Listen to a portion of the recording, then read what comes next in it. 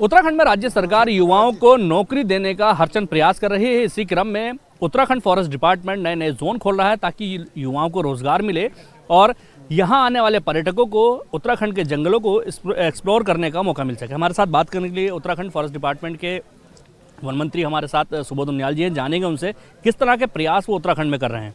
Sir, आपका वादा था कि उत्तराखंड के 2 लाख युवाओं को इको टूरिज्म जोन के जरिए नौकरी दी जाएगी। उसी क्रम में अभी आज 2 नए जोन खोले गए हैं। कितना सफल प्रयास है और क्या लगता है आने वाले भविष्य के लिए? देखो, पिछले 2 वर्षों में हम लोगों ने इस कंसेप्ट को कि इको टूरिज्म के बल पर किस तरह राज्य के 2 लाख लोगों को रोजगार दिया जा सके, इस पर हम लोग आगे बढ़े।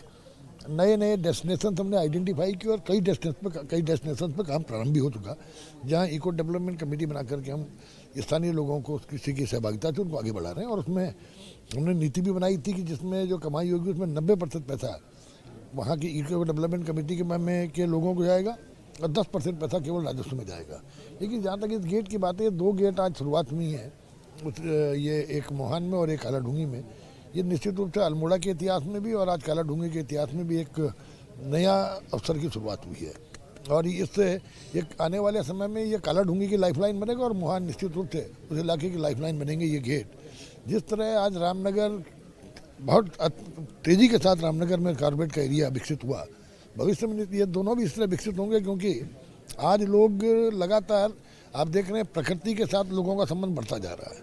प्रकृति के साथ साथ वाइल्ड लाइफ के प्रति भी लोगों में आकर्षण है और लोग देश दुनिया तक भी जाकर के वाइल्ड लाइफ के उसके लिए जाते हैं। तो ये एक तो बहुत नज़दीक, सबसे काफ़ी नज़दीक रहेगा, रेलवे स्टेशन से मात्र इसकी दूरी बहुत कम होगी, तो निश्चित रूप से यात्री के लिए यहाँ पहुँचना भी आसान होगा। ऐसी स्थिति में जहाँ 60 सफारियाँ प्रतिदिन की जाएंगी सुबह शाम की और करीबन 22 किलोमीटर की ट्रेल है और करीबन तो अगर जो बीच बीच में कहीं पे PWD की रोड से उसको मिला के 42 किलोमीटर की ये कुल यात्रा रहेगी और सैकड़ों लोगों को नेचर गाइड के रूप में भी इसमें काम करने का अवसर मिलेगा। स्थानीय लोगों को आर्थिकी पे इसका प्रभाव पड़ेगा और कुल मिलाकर के तमाम नौजवानों को इसके माध्यम से रोजगार मिलेगा। और आने वाले समय मैंने आपसे कहा कि रामनगर की तर्ज पर ही मोहान और कालाढूंगी को विकसित करने का एक सपना हम लोगों ने देखा, निश्चित रूप से विकसित होंगे। और क्योंकि आज प्रकृति के प्रति और वाइल्ड लाइफ के प्रति लोगों का आकर्षण बढ़े और हमारे जो यहाँ पे स्थानीय लोग हैं उनको भी लगे कि ये वन हमको आजीविका देने का काम करते हैं और वनों के संवर्धन में, वनों के संरक्षण में, ह्यूमन वाइल्ड लाइफ कॉन्फ्लिक्ट को रोकने में, फॉरेस्ट फायर को रोकने में, जब वनों से लोगों की आजीविका जुड़ेगी तो निश्चित रूप से वनों को बचाना लोग अपनी धर्म भी समझेंगे और वनों को बचाने के लिए आगे बढ़कर काम करेंगे। और एक जो बहुत बड़ा खतरा प्रकृति का आगे इस समय क्लाइमेट चेंज का, ग्लोबल वार्मिंग का और ग्लेशियर्स लगातार पीछे खिसकने का जो हुआ है, इसको मैं समझता हूँ हम आम आदमी की सहभागिता के साथ इसको रोकने में भी सफल होंगे।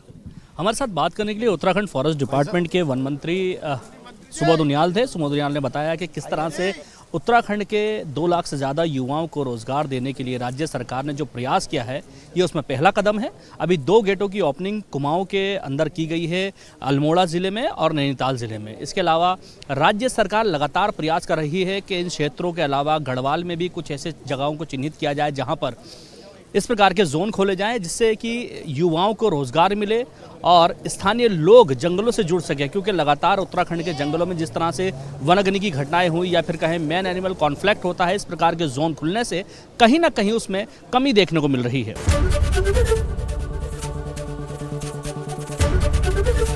ABP गंगा, खबर आपकी, जुबान आपकी।